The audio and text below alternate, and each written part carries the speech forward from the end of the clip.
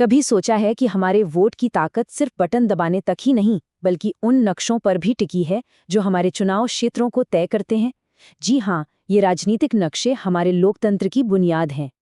आज हम 2026 के प्रस्तावित परिसीमन विधेयक के स्रोतों के आधार पर इसी जटिल लेकिन बेहद जरूरी विषय को आसान भाषा में समझेंगे।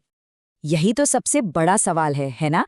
देखिए, ये सिर्फ नक्शे पर कुछ लकीरें खींच देना नहीं है। इसका असली मकसद ये पक्का करना है कि लोकतंत्र में हर एक नागरिक की आवाज को सही और बराबर का वजन मिले, और यही इस पूरी प्रक्रिया का दिल है।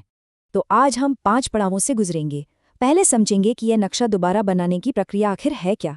फिर इस काम को करने वाले आयोग से मिलेंगे, देखेंगे कि एक ड्राफ्ट कैसे कानून की शक्ल लेता है, जानेंगे कि इसमें जनजातीय प्रतिनिधित्व को कैसे सुरक्षित रखा गया है, और आखिर में बात करेंगे कि इसके अंतिम फैसले इतने अहम क्यों होते हैं। तो चलिए पहले हिस्से से शुरू करते हैं। ये काम इतना नाजुक क्यों माना जाता है? क्योंकि इसका सीधा असर लोकतंत्र की बुनियाद यानी फेयर रिप्रेजेंटेशन पर पड़ता है। अच्छा, परिसीमन को एक आसान उदाहरण से समझते हैं। सोचिए, एक शहर की आबादी बढ़ जाती है, तो ये पक्का करने के लिए कि हर बच्चे को स्कूल में जगह मिले, स्कूल डिस्ट्रिक्ट की सीमाएं बदली जाती हैं। बिल्कुल वैसे ही परिसीमन ये सुनिश्चित करता है कि बदलती आबादी के हिसाब से हर इलाके के वोट का वजन लगभग बराबर रहे। तो सवाल उठता है कि भाई, इतना बड़ा और जरूरी काम करेगा कौन? इसके लिए ये बिल एक बहुत ही शक्तिशाली परिसीमन आयोग बनाने की बात करता है। यही वो एक्सपर्ट्स हैं जिनके हाथ में नक्शा फिर से बनाने की पूरी जिम्मेदारी होगी। इस आयोग की बनावट देखिए, ये वाकई में बहुत दिलचस्प है। इसमें 3 मुख्य सदस्य होते हैं जिनके पास वोटिंग का अधिकार होता है। एक होते हैं सुप्रीम कोर्ट के जज, दूसरे देश के मुख्य चुनाव आयुक्त, और तीसरे उस राज्य के चुनाव आयुक्त। मतलब इसमें कानूनी और चुनावी दोनों तरह की महारत एक साथ होती है। अब देखिए, यहाँ 2 तरह के सदस्य हैं। 3 मुख्य सदस्य तो हो गए फाइनल डिसीजन लेने वाले, लेकिन उनकी मदद के लिए 10 सहयोगी सदस्य भी होते हैं। इन्हें आप ऐसे समझिए जैसे ये लोकल एक्सपर्ट्स की एक टीम हो जो ज़मीनी हकीकत बताती है। लेकिन मज़े की बात यह है कि अंतिम फैसले में उनका वोट नहीं होता। ये राष्ट्रीय विशेषज्ञता और स्थानीय जानकारी के बीच एक बहुत अच्छा संतुलन बनाता है।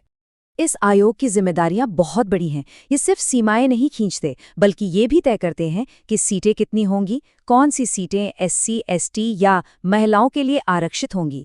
उनका हर फैसला हमारे लोकतंत्र में राजनीतिक प्रतिनिधित्व को सीधा आकार देता है। चलिए अब आगे बढ़ते हैं और देखते हैं कि ये आयोग काम कैसे करता है।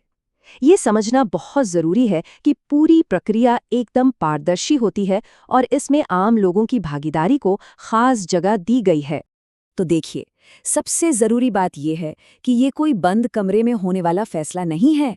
आयोग पहले अपना एक ड्राफ्ट सबके सामने रखता है, फिर आम जनता से उनकी राय, उनकी आपत्तियां और सुझाव मांगता है, और उन पर गंभीरता से विचार करने के बाद ही कोई अंतिम फैसला लेता है। यही तो लोकतंत्र की असली आत्मा है। ये पूरी प्रक्रिया को एक कहानी की तरह दिखाता है। केंद्र सरकार आयोग बनाती है, आयोग ड्राफ्ट तैयार करता है, उसे जनता के सामने रखता है, सबकी राय लेता है, और फिर फाइनल ऑर्डर को भारत के राजपत्र यानी गज़ेट में प्रकाशित कर दिया जाता है। और एक बार ये प्रकाशित हो गया तो बस ये लागू हो जाता है। अब इसका मतलब क्या है? इसका सीधा मतलब है कि एक बार आदेश छप गया तो वो पत्थर की लकीर है। वो अपने आप में एक कानून बन जाता है। आप इसे एक बड़े क्रिकेट मैच में अंपायर के फैसले की तरह समझ सकते हैं। एक बार उंगली उठ गई तो फैसला फाइनल है, उस पर कोई बहस नहीं। अब हम इस विश्लेषण के एक बहुत ही खास और संवेदनशील हिस्से पर आते हैं। ये विधेयक पूर्वोत्तर राज्यों के जनजातीय समुदायों के राजनीतिक प्रतिनिधित्व की रक्षा कैसे करता है, ये जानना बहुत जरूरी है। ये बिल खास तौर पर पूर्वोत्तर के 5 राज्यों में जनजातीय प्रतिनिधित्व के लिए एक सुरक्षा कवच देता है, ताकि उनकी आवाज हमेशा की तरह मजबूत बनी रहे। ये वो 5 राज्य हैं: अरुणाचल प्रदेश, मेघालय, मिजोरम, नागालैंड और त्रिपुरा। इन राज्यों में हमारे संविधान के अनुच्छेद 332 के तहत विशेष सुरक्षा उपाय लागू होंगे। ये अनुच्छेद विधानसभाओं में अनुसूचित जनजातियों के लिए सीटों का आरक्षण सुनिश्चित करता है। स्रोत से लिया गया ये एक वाक्य इस पूरे विधेयक की जान है। ये एक कानूनी गारंटी है, एक वादा। ये पक्का करता है कि परिसीमन की इस प्रक्रिया में जनजातीय समुदायों की राजनीतिक शक्ति कम नहीं होगी। ये एक तरह से उनके हक पर एक ताला लगा देता है। अच्छा, तो इन सभी प्रक्रियाओं और सुरक्षा उपायों को समझने के बाद अब हम अपने आखिरी पड़ाव पर हैं। आइए समझते हैं कि इस आयोग के काम का अंतिम असर और महत्व क्या है। यही बात इस पूरी प्रक्रिया को और भी ज्यादा महत्वपूर्ण बना देती है।